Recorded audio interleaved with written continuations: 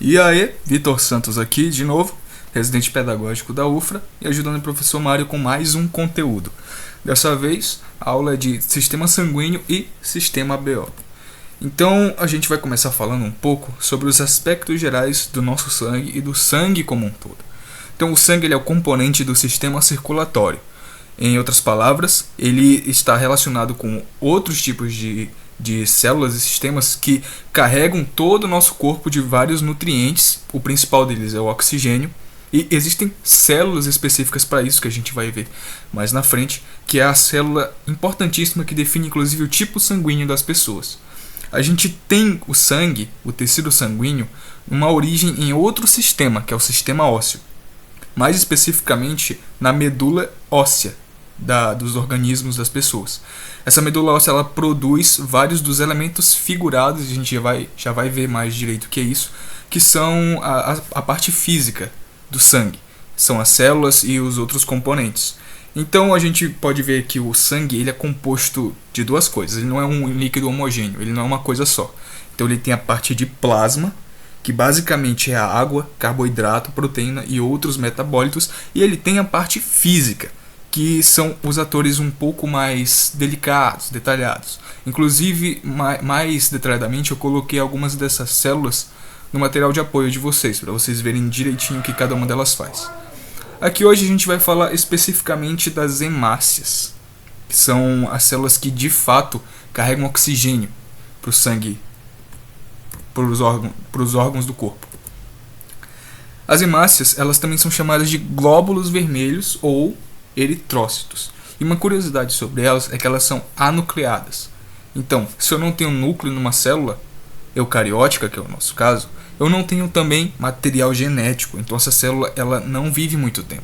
Ela não tem como manter o seu metabolismo porque ela não tem material genético. Então ela não produz as próprias proteínas, ela já nasce com um propósito e morre com esse propósito. Bem poético. Mas ela tem um ciclo de vida muito curto e ela é produzida em larga escala pelas células da medula espinhal. A gente já vai ver detalhado como é que isso acontece. Essa hemácia ela tem uma membrana plasmática repleta de hemoglobinas. Essas hemoglobinas elas são uma proteína que é composta principalmente de ferro. E esse ferro ele tem uma coloração que tende para o vermelho. Então, o responsável pela cor do sangue de fato são as hemácias. Na verdade, o ferro que está dentro da hemoglobina. Essa hemoglobina é uma proteína que é composta de ferro, claro, mas que ela tem a função de agregar oxigênio. Então, as hemácias elas têm essa função de carregar oxigênio para todos os tecidos do corpo. Tanto é que é por isso que a gente chama de sistema circulatório, porque elas ficam circulando ao redor de todo o corpo, levando esses nutrientes para os outros órgãos. E falando um pouco mais sobre a origem dessas células, das células do sistema sanguíneo, a gente vê que ela é uma origem da medula óssea. Então, o sistema ósseo ele tem uma pequena parte que começa a produzir células totipotentes. O que são essas células totipotentes? Células que a gente chama de células-tronco, generalistas. Elas não têm uma função definida. Só que, a depender da sinalização química que ela recebe, ou de para onde ela vai, ela acaba assumindo características específicas. Então, uma célula-tronco, uma célula totipotente, ela pode virar diversas outras células. Como a gente vê aqui no caso, a gente tem as células hematopoéticas, que são as células-tronco do sangue, que podem virar tanto glóbulos vermelhos, quanto os glóbulos brancos, que estão mais relacionados ao sistema imune, quanto plaquetas. Então, segue mais ou menos essa ordem. A gente vê também que o sistema sanguíneo ele não é só para levar oxigênio para os outros órgãos. Então, ele também tem uma importância na imunidade. Claro, se é um sistema que circula por todo o corpo, então ele também tem uma função de regulação. Então ele passa de célula em célula, de sistema em sistema, para ver se não tem nada de errado lá, se não tem nenhum organismo estranho atacando aquele órgão.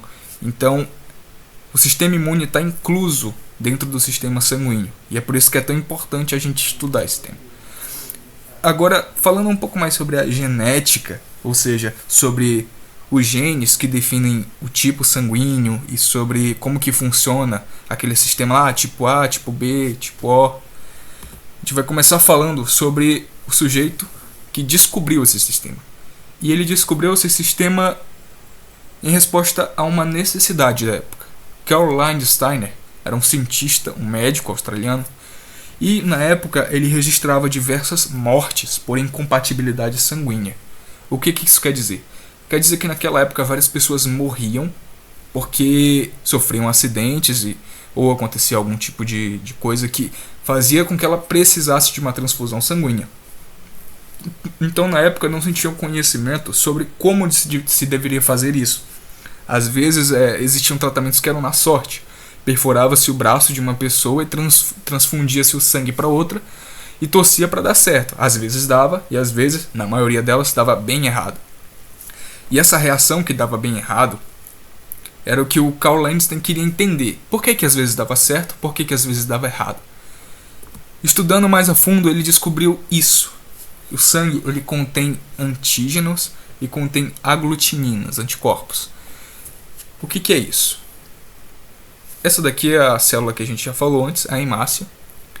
E na membrana plasmática dela, ela pode ou não ter uma proteína específica atrelada. Então, se eu tenho uma proteína que a gente chama de proteína A, ou aglutinogênio A, a gente vai ter um sangue do tipo A. A membrana dessa célula vai apresentar esse tipo de molécula. Se eu tenho uma célula que apresenta o aglutinogênio B, esse sangue vai ser tipo B. Agora, se por um acaso a célula possuir os dois, ou seja, tanto A como B, ambos os aglutinogênios, então ela vai ser do tipo AB. E se essa célula, essa hemácia desse indivíduo não possui nenhum desses aglutinogênios, ela for nula, como é o caso dessa aqui, ela vai ser chamada de tipo O. Então, só para deixar claro, aglutinogênio é uma proteína que está localizada na membrana plasmática das hemácias e é ela quem vai definir o tipo sanguíneo dessa pessoa. E como é que acontece a reação alérgica, a reação de ataque das células? Esse aglutinogênio ele também pode ser chamado de antígeno. Por que ele pode ser chamado de antígeno? Porque se eu pego o antígeno A, ou seja, o aglutinogênio A, e coloco dentro de um meio cheio de células com o tipo B, os anticorpos presentes naquele ambiente vão atacar esse aglutinogênio. Então, o sangue do tipo A produz o antígeno A. Eu coloco essa célula dentro de uma pessoa com sangue B que possui o anticorpo anti-A. Ou seja, o anticorpo vai atacar o antígeno. E isso vai gerar uma reação que a gente chama de reação de aglutinação. Essas células vão ficar todas alinhadas porque para uma pessoa que possui sangue do tipo B, o sangue do tipo A soa como se fosse uma doença, como se fosse um agente estranho. Então ele vai atacar essa célula. Acontece num processo que a gente chama de aglutinação. E esse processo ele pode obstruir veias inteiras. Ele pode causar uma parada cardíaca, por exemplo. Então é por isso que a gente não deve doar sangue do tipo A para o tipo B. Porque esse sangue ele possui anticorpos contra ele. Já o tipo AB não. O tipo AB ele não possui nenhum anticorpo. Por quê? Porque ele possui os dois antígenos. Então, os outros não são estranhos para ele. Então, é bem mais tranquilo você doar para uma pessoa do tipo AB, porque ela recebe qualquer tipo de sangue. É o que a gente chama de receptor universal. Os anticorpos, aqui no caso, a gente também pode chamar de aglutininas. É o outro nome deles que a gente vai encontrar muito por aí. O sangue do tipo O ele é um pouco mais complicado, porque ele não possui nenhum dos antígenos. Se ele não possui nenhum dos antígenos, então ele não possui o que se reagir contra. Então ele pode doar para qualquer outro tipo de sangue. Qualquer outro tipo de sangue que receba ou entre em contato com uma célula sanguínea do tipo O não vai reagir contra ela, pois ela não possui esse componente na sua membrana plasmática que causa essa reação. Porém, ela produz os anticorpos contra ambos, porque ela não tem nenhum. Então, se uma célula do tipo O, um indivíduo com sangue do tipo O, entra em contato com sangue A ou B, ele vai produzir reação. Então você não pode doar tipo A e B para um tipo O, mas o tipo O pode doar para todos os outros. Então é o que a gente chama de doador universal. E sobre outro sistema de classificação sanguínea, a gente tem o fator RH. E o fator RH ele veio logo depois que Caroline Stein continuou, mesmo após descobrir tudo aquilo que eu expliquei antes sobre os tipos sanguíneos A e B, e descobrir para quem pode doar para quem e como que os casos de incompatibilidade vão diminuir, ele continuou registrando casos de incompatibilidade, mesmo com aquele sistema que ele havia descoberto.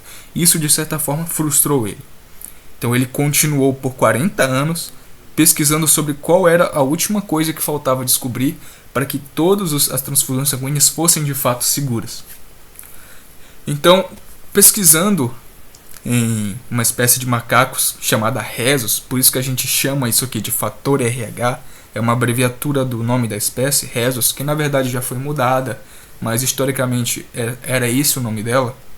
Ele descobriu outra proteína, outra glicoproteína, na verdade, que ficou chamada de fator D, que também era presente nas hemácias dos grupos sanguíneos. Então, se uma célula possui essas proteínas, essas glicoproteínas na sua membrana, a gente diz que ela é RH positiva. Então, se uma pessoa do tipo A também apresenta esse fator D nas suas células, então a gente diz que ele é A positivo, porque ele apresenta essas glicoproteínas. Se uma pessoa não apresenta essa proteína, a gente chama ela de RH negativo, porque está ausente. Esse é o sentido do negativo. Falando só um pouco mais sobre transfusão sanguínea, a gente vê que um conceito muito interessante, que é o de doador e receptor universal. Na prática, o tipo O ele pode doar para todos os outros tipos. Só que ainda existe o fator RH. Então, se uma pessoa do tipo positivo doa para uma pessoa do tipo negativo, essa pessoa vai reagir contra. Porque, como eu expliquei antes, o fato de uma pessoa não possuir proteína implica que ela produz anticorpos contra ela, porque é algo estranho para aquele corpo. Então, se alguém do tipo O positivo doa para o tipo O negativo, essa pessoa ela vai reagir contra. Mas se uma pessoa do tipo negativo doa para o tipo positivo, ela não vai reagir contra porque não tem proteína nenhuma ali. Se não tem proteína nenhuma, então ela não reconhece como algo estranho, porque não existe de fato. O tipo A ele só pode doar para o tipo A e para o tipo AB. Claro, o AB ele é o receptor universal, então ele recebe de todos os tipos de sangue. Mas o verdadeiro receptor universal é o AB positivo, já que ele pode receber sangue tanto negativo quanto positivo. O tipo O, o verdadeiro doador universal, é o O negativo, já que não há como nenhum tipo de organismo reagir contra ele, pois ele não apresenta nenhum antígeno na sua composição. Falando só um pouco mais sobre a área genética, os alelos que a gente fala, que é como a gente representa os genes que definem o sangue, eles são representados dessa forma. Como a gente escolhe o alelo recessivo para representar, então acaba que o tipo O foi o escolhido, porque ele é o recessivo. O que quer dizer isso? Quer dizer que se uma pessoa possuir o alelo para codificar para a proteína do tipo A e um alelo para produzir o tipo B, para produzir o tipo O, desculpa, essa pessoa vai ser A ainda, porque o O é recessivo e o A vai ser efetivamente transcrito e transformado na característica física. Então, o fenótipo ele vai ser do tipo A, mesmo que o genótipo apresente genes do tipo O. No cromossomo humano, o gene que define o tipo sanguíneo ele fica no primeiro cromossomo. A gente é uma espécie de ploide e possui 23 pares de cromossomo.